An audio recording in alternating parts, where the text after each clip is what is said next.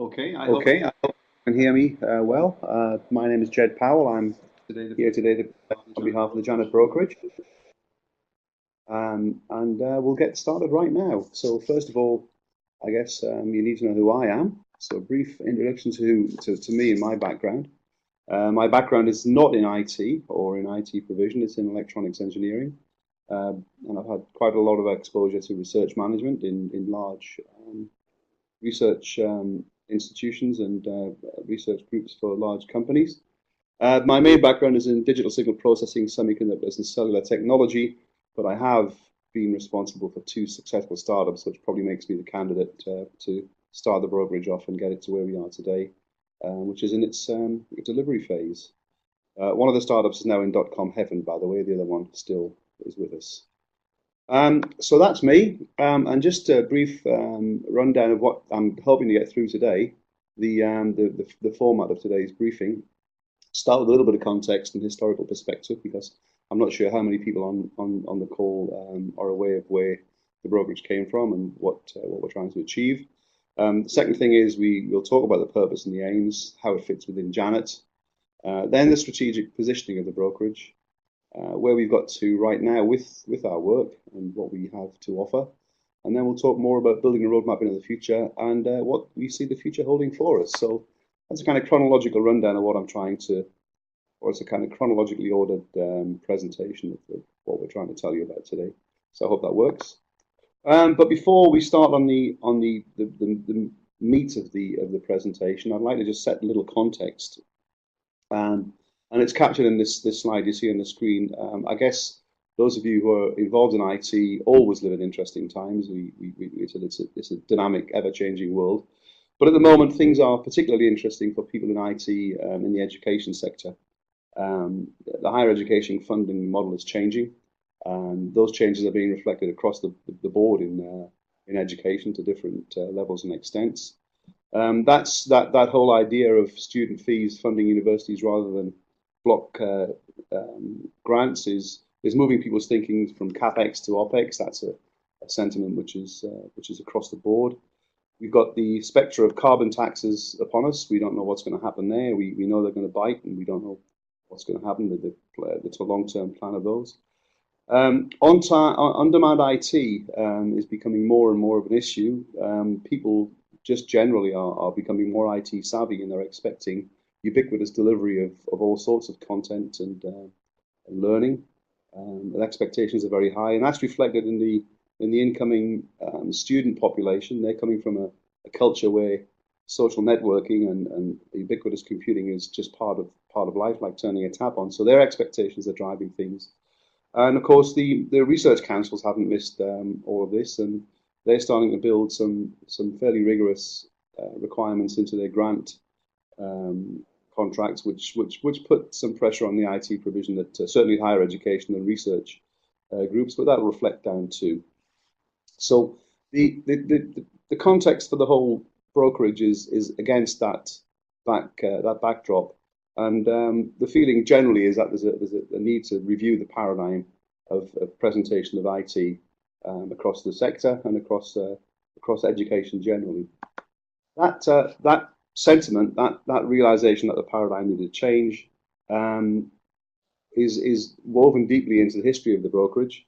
About 3 or 4 years ago, it was realized that there was a need to look at how, certainly in higher education, how data centers were employed and what strategy was being proposed by various universities, and that led to a paper being written here at Janet by people who predate me here, but it was funded by HEFGE, and that paper came out strongly in favor of driving initiatives into the sector to encourage people to use data centers and start thinking about cloud delivery of services.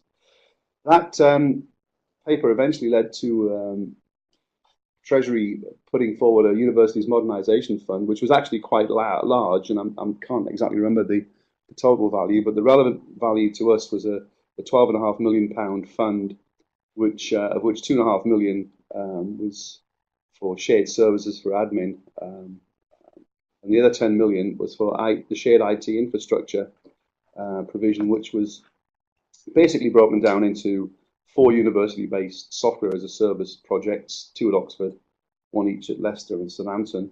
Some infrastructure at EduServe in order to provide a sandbox for those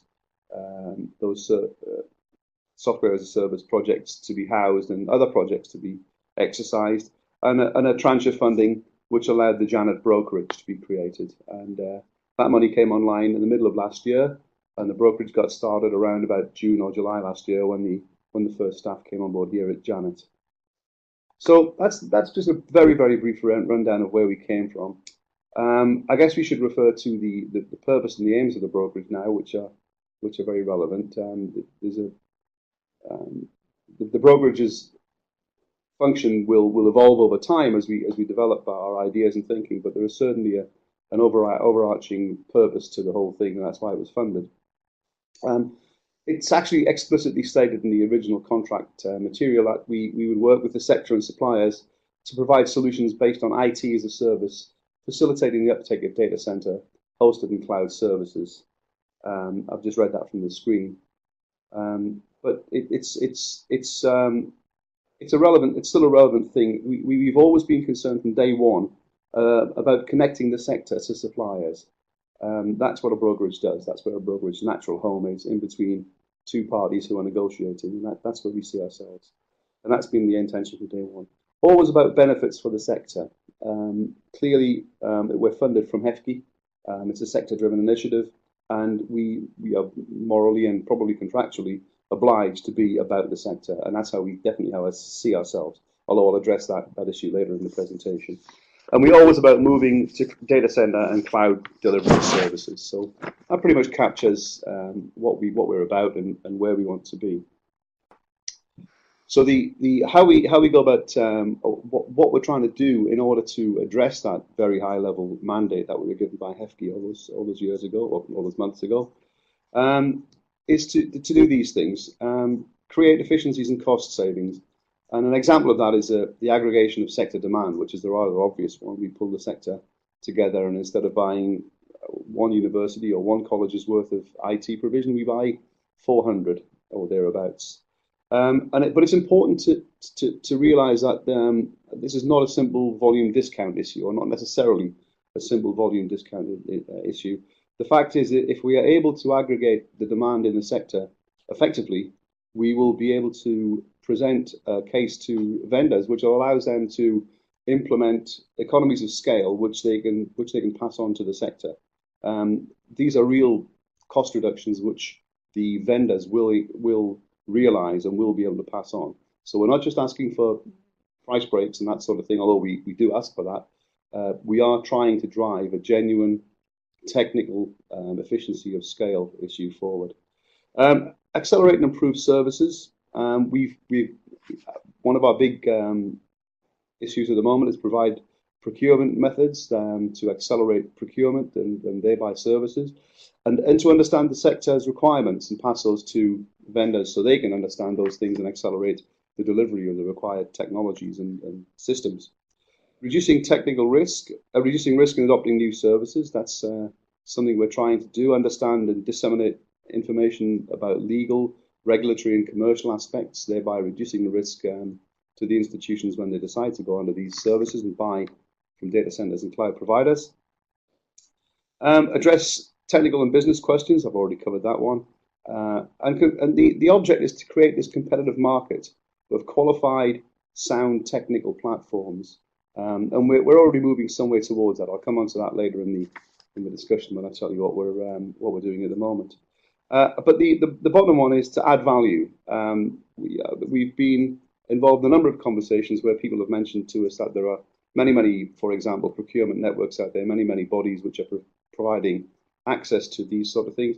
How do we differentiate ourselves? And I hope to really bring through in this talk how we add value to this whole process. We don't just set ourselves up as a procurement vehicle.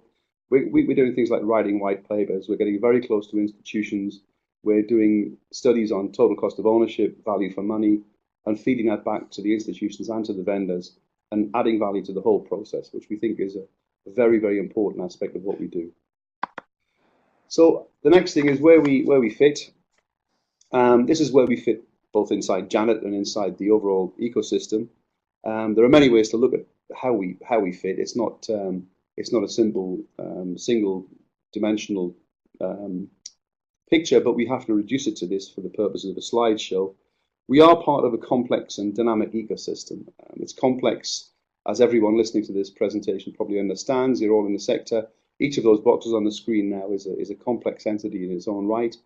Each of the connections between them is a very complex interconnection with lots of relationships and lots of issues. And it's also dynamic. A good example of that being the universities moving more and more towards being less than 50% public funded, because they're now funded through student fees. How will that affect how they relate to the procurement and the things we do in the future? That remains to be seen. It remains, but that's one of the components that makes it a very dynamic world that we live in. So we as a brokerage, we need to continually monitor and adapt. We're not just a procurement vehicle, but we want to see ourselves, we are projecting ourselves, and we are a trusted and proactive partner actually inside the community. We're not someone looking from the outside trying to do something, not someone coming in from the outside trying to sell something. We belong to the community. We're inside Janet, which again belongs to the community, but we're a business unit, and we need to make sufficient revenue for survival. We're not funded directly from Janet's overall budget, so we have to be dynamic, nimble, and smart thinking, and offer value way outside of our punching weight to make that work, and that's our intention. So moving on from that slide, strategic positioning. Strategic positioning, I've described the positioning of the brokerage inside the community that it operates in. The strategic positioning is the kind of more or less the commercial positioning of the brokerage, and I've shown it here as a balance. This is not a fairness issue. It's not a balance like if we're looking at candidates for a framework, we have to be very balanced and fair in the way we assess the submissions. This is more about maintaining a dynamic balance in a commercial sense going forwards. We have to add value to the sector, as I've said, to the institutions that operate in the sector. But we need, in order to do that, to have a well engaged and deep understanding and relationship with the suppliers we work with. Maintaining that while maintaining our impartial stance, maintaining the same kind of engaged and full relationship with the institutions in a world which is by necessity and by definition changing all the time, is quite a balancing act. So I like to see the brokerage as a little blue ball in the middle there, which, as you will note, is always under pressure. And that pressure is the pressure of having to generate sufficient activity in the sector, basically between partners and institutions, to ensure our ongoing viability, not just in a financial sense, but in a practical sense of being worthwhile to the community. We can't simply be about procurement. We've got to be continually looking at that balance and finding ways that we can add value, and that's where we are. I think we're time for a poll. We're just going to have a poll now, and I think oh, hang on. We're responding already. Okay. So 17 have responded. The vast majority of people it appears are from the educational sector, which is not unexpected, but it allows me to think about the way I present this going forward and respond to various points that I raise in the presentation.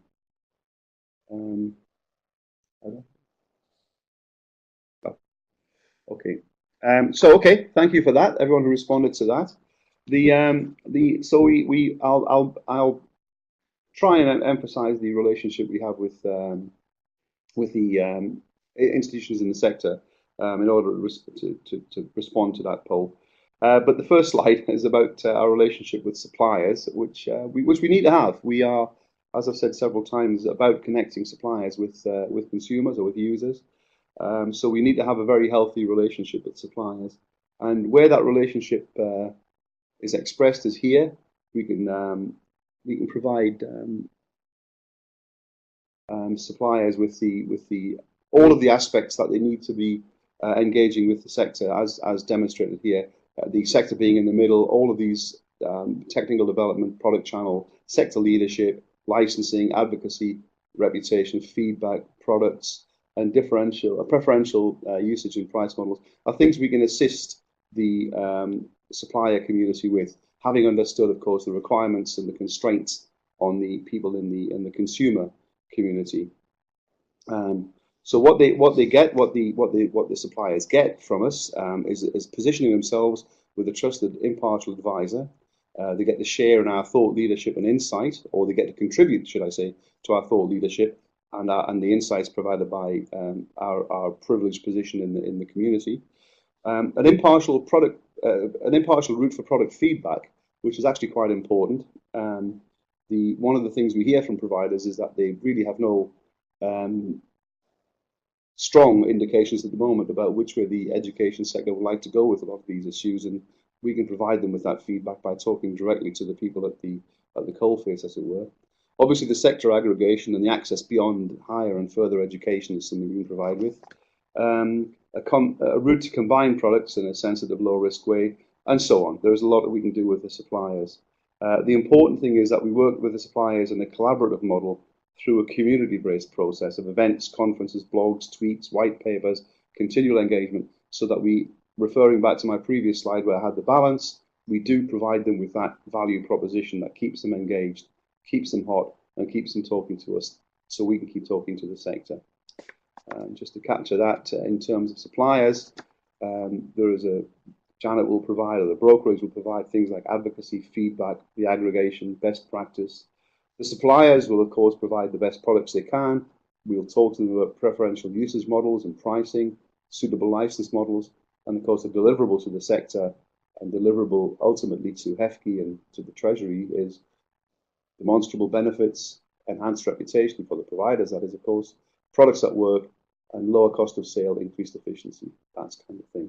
So that's the value proposition as it stands now for the vendors. We do anticipate that we will enhance and develop that as we go on. We're just starting, we're listening. That's something I'd like to say again and again through the presentation. We are always listening. The brokerage and Janet, the brokerage in this sector is something new, and we're looking for opportunities to improve. So please, any feedback is always welcome.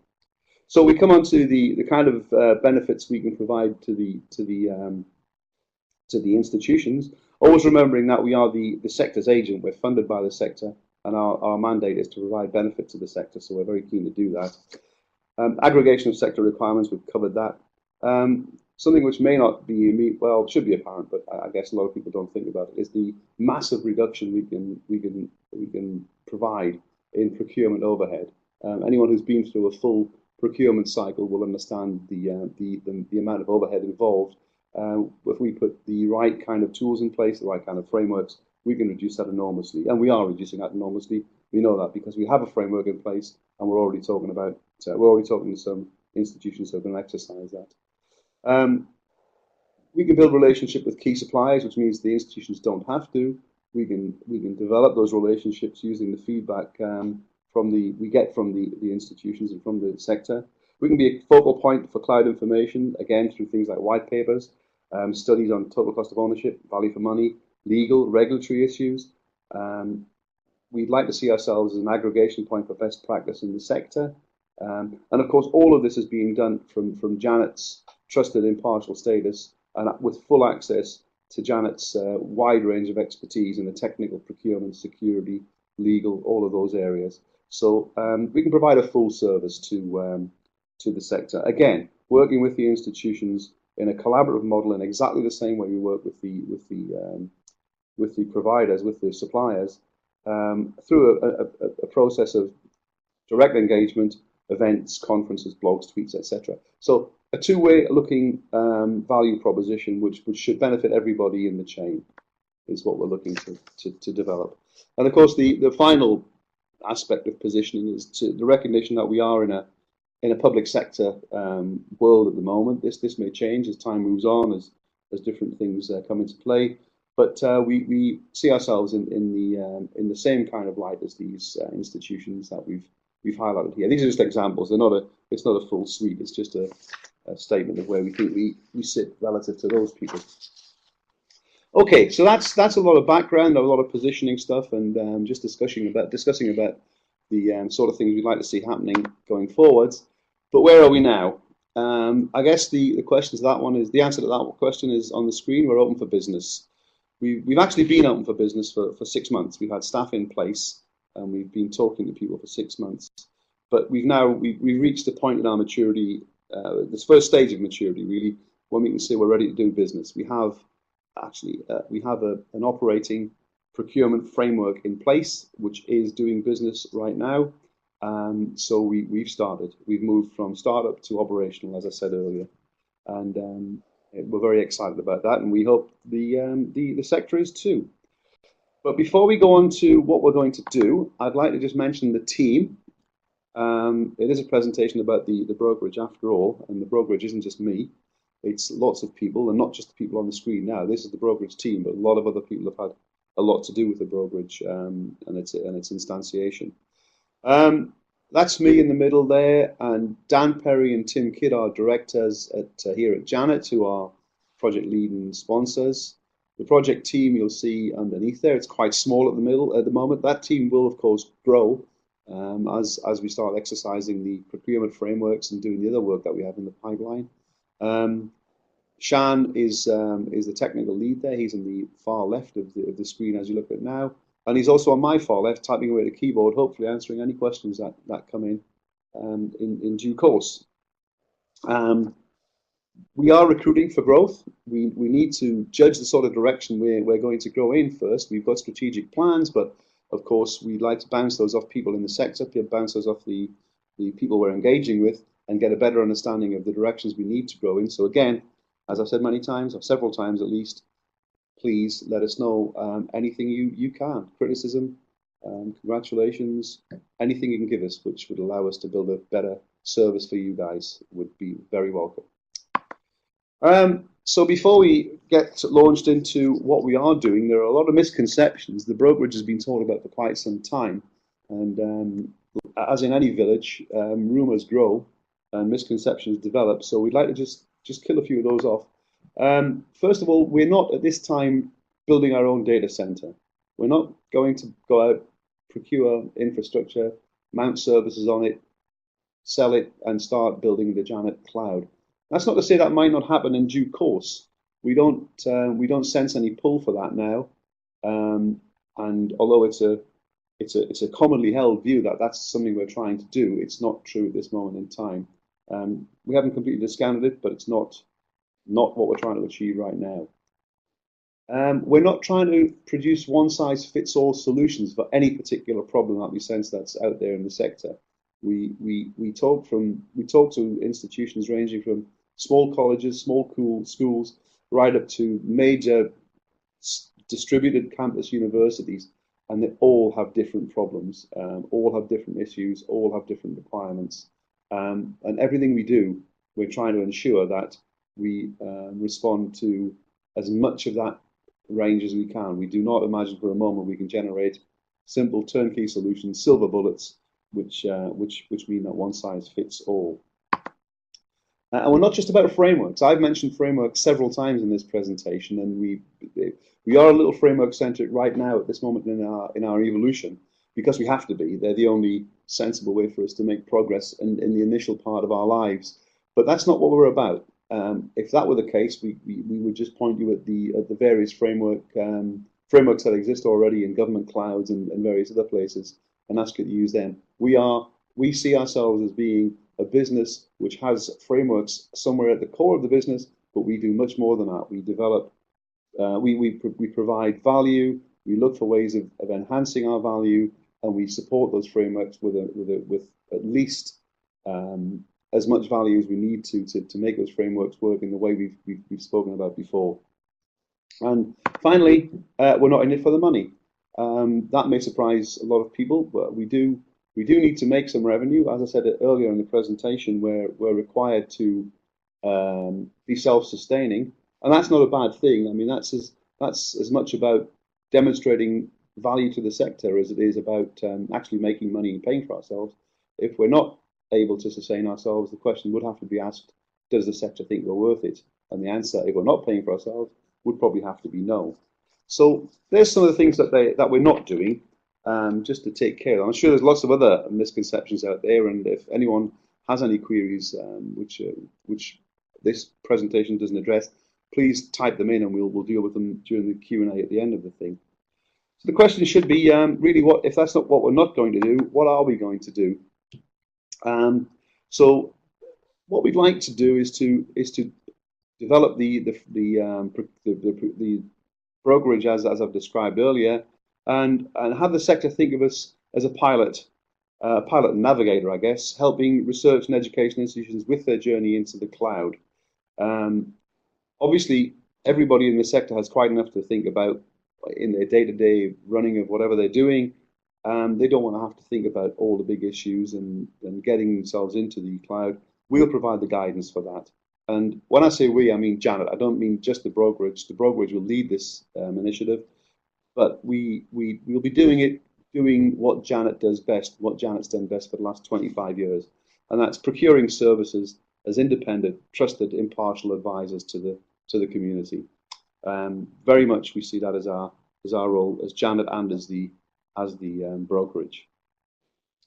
In the past year, in the past 9 months since we started the brokerage, we've been building that position. We've been speaking to what we see as the early adopters in the sector and the key suppliers, identifying as many key services as we can. As I say, we've only been at that for 9 months, and we haven't penetrated quite as far into the sector as we need to. But that, as an operational model, will continue. We will continue that engagement model. That is something we really value and think is key to our growth. So we'll be in a position, or we are in a position now, to advise on the benefits of the cloud, the improved services, the reduced costs. And by that, I don't just mean reducing your operational costs because you've moved or reducing your capital costs rather because you've moved your hardware off-site, but all costs, operational costs, capital costs, and of course the huge raft of hidden costs, which we're all aware of, things like real estate that your data centers are sitting on, and the maintenance thereof, and all of the other things, energy. We'll be in a position to advise on the economies of scale, the benefits you can achieve from the benefits of scale, the economies of scale, and reducing resource requirements. Furthermore, we'll provide information on the benefits of using our procurement frameworks and avoiding costly data center expansion programs, reduce the need to maintain existing data centers, obviously the capital expenditure reduction, the growing need for data archiving, which was something I mentioned at the opening about the changing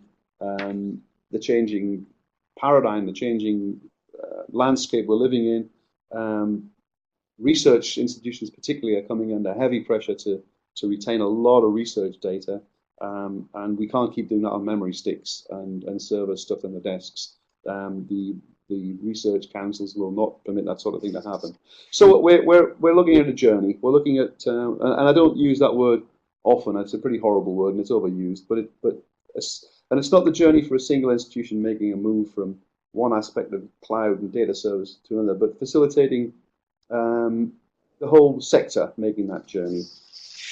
And that journey basically is the direction of travel is from basic co-location to shared services. And as I've said, there are many sectors. Everyone has a different starting point. Progress will be incremental at different rates. Cost benefit will have to be demonstrated at each step. Performance and service benefits are equally important as well as cost benefits. We mustn't drop the service ball when we reduce costs. And we may need to approach internal sectors individually. In a large university, the research, teaching, and enterprise sectors will have different rates of growth, different rates of adoption, and we need to respect that. The brokerage is here to help with all of that, to ease procurement, offer value additions. We have the framework in place now. We will be putting more in place, and we have all of the commercial, legal, operational advice available right now. So another poll, I think. I'd like to just ask about obstacles to adoption. Who would like to comment on this? The biggest obstacle to adoption to overcome in your move to cloud and data center provision? Okay. Well, that's interesting. Well, we just had a slight move there from the.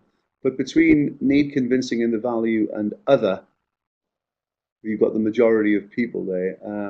So need convincing of the value is very interesting to us. We too have identified that as an issue in the sector, and we are trying to address that.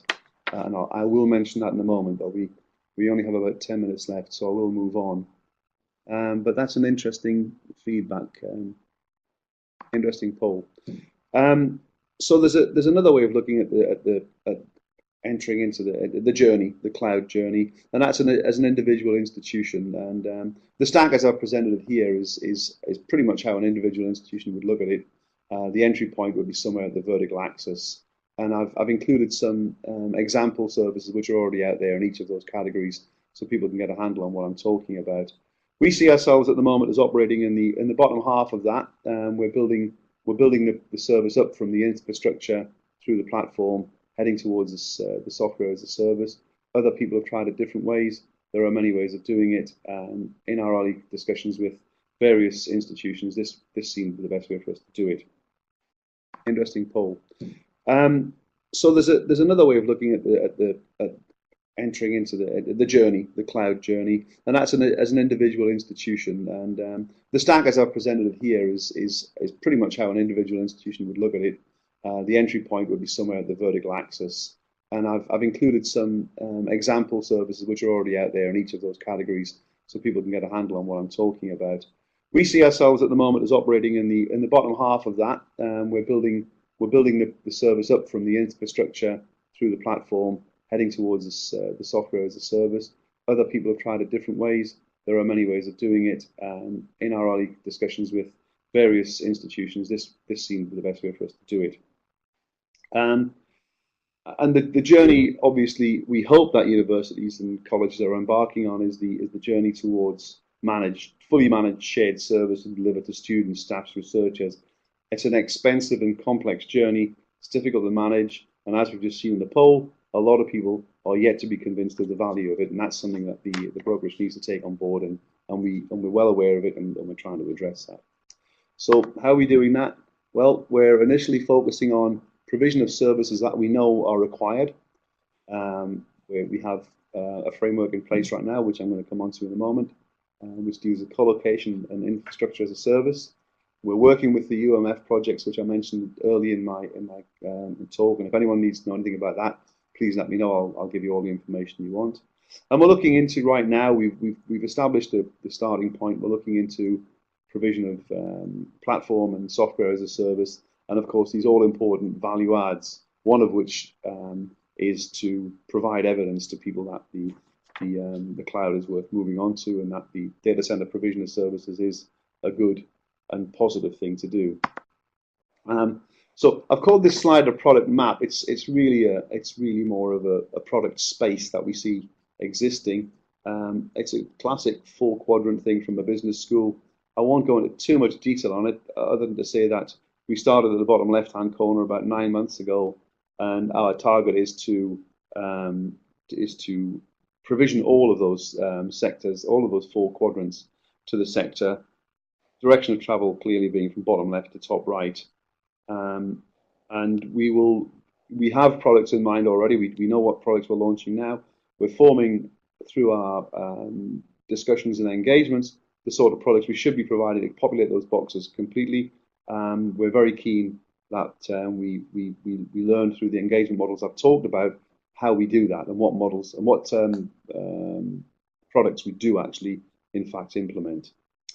So moving along from there, the initial services, the things I've referred to now, we've already launched a framework. I'm sure everyone's aware of this, but if they're not, please go to our website and you'll be directed from there. It'll take you straight to information, including, I think, a buyer's guide and all of the other stuff you need to look at. We've launched a framework for data center and cloud services already. This provides from sort of co-location up to infrastructure as a service. And we're already actively working with several sector institutions and their needs. They're actually processing requirements now to put into that framework. We expect the first business to be done through that in the next few weeks, or perhaps about 1 month. On top of that, we recognize that a brokerage needs to be nimble and quick and dynamic. and we're looking into the use of what's the DPS methodology, which is an OJU endorsed procurement methodology, which will allow us to act a lot more like a brokerage, allowing people to enter the framework, leave the framework, and use the framework in a much more real-time, dynamic way. Anyone who's interested in that just has to Google dynamic purchasing systems, and they'll get a lot of information about that. But we are looking at that as a way of moving the procurement forward, and a number of other models which we need to examine, but haven't fully developed yet. But there will be stuff coming out about that. So another poll. We're interested now. Now I've said those things. We have this procurement framework in place. We're looking at all these value-add ideas we have. Just to give us some idea, what's the most valuable product that we could launch right now? Is it frameworks or is it advice? And I'm seeing at the moment very strongly in favor of advice, but we've only got a handful of people. Okay, thank you for that. That's very interesting. That's in line with the earlier poll, which indicated that the sector wants to be convinced of the value. The strong winner there is advance on the total cost of ownership and value for money, which is something we've anticipated, and hopefully we'll be able to get something out to you very quickly on that. That's very good. Thank you very much. This is just to come back to the slide before we go on to the other things. The slide about the first offerings. These are the current 7 companies on the framework. There are 8 companies planned to be on the framework. There was one outstanding. They haven't signed yet. It's as simple as that. It's a simple logistic issue. These have all signed. They're on the framework. We can talk about them publicly. And as I say, please go to our website for details of that. But as you see, they're all very large, very prestigious, experienced companies who can deliver. Other things we've done apart from that are we published a white paper at the tail end of last year, and that was the subject of an earlier webinar.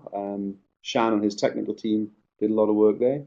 We're working with our CISA people and industry to clarify security risks and security issues, because we had a lot of pull for that from the industry, from the sector. But now I'm seeing even more the total cost of ownership and value for money studies, the case studies we're talking about implementing, are going to be very valuable to us going forward. We'll pay some attention to that, and we'll get something out very quickly about that. And then we've got lots of other stuff going on. As I say, we're only 9 months old. We're developing ideas. Please feed into that and watch this space, or more to the point, watch these spaces. I won't dwell on that too long. These slides will go out with those URLs eventually, so in the next hour or so you can access those. Elephant in the room, as I've mentioned several times, is we need to be self-sustaining in the brokerage. So we need to balance our priorities to some degree, and our priorities are as follows: really, establish ourselves as a one-stop shop. We try to do that. Develop coherent offerings in the sectors which traditionally people associate with cloud and data center operation. Develop a sustainability model which allows us to sustain ourselves, improve our value, and allows us to offer the value propositions in each direction that I've talked about.